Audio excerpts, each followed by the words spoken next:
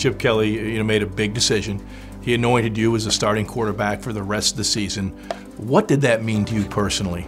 It does, feel great to have confidence behind me, but at the same time, I know who I am as a person and a player, and I'm going to continue to stay that way no matter what. You have Mike, who done so many great things in this league, and he's always had my back throughout this whole thing, and we continue to have a great friendship.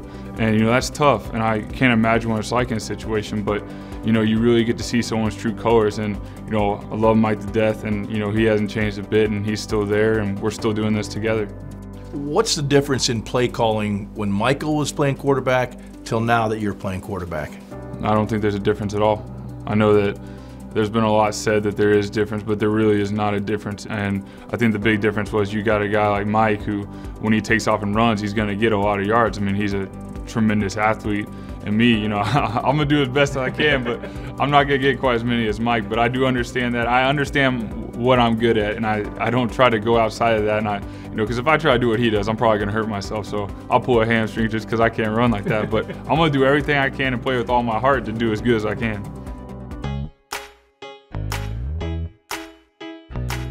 How long did it take you to really understand what was being done with all those cards on the sideline?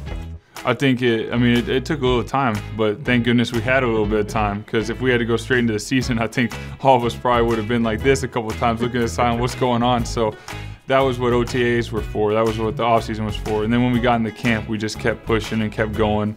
And now it's just, second nature. You just feel comfortable doing it, and you just go along.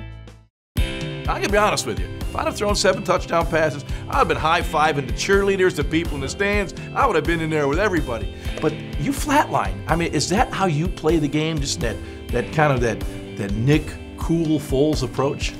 I guess that's how I've always played, learning from a young age. Whenever I got too crazy, especially playing basketball, basketball, it takes a little more out of me. I get a little more. That's probably the only thing I've ever done where I get a little cocky, and that's basketball. And I usually I get put in my place, but that was at a young age. I always got put in my place, and I always knew the good Lord was working to keep me humble. My dad would keep me in my place, and so when football is just when I throw a touchdown, I just know, hey, I gotta stay calm because I know I'm gonna have to go back out there again and do it. This photo now.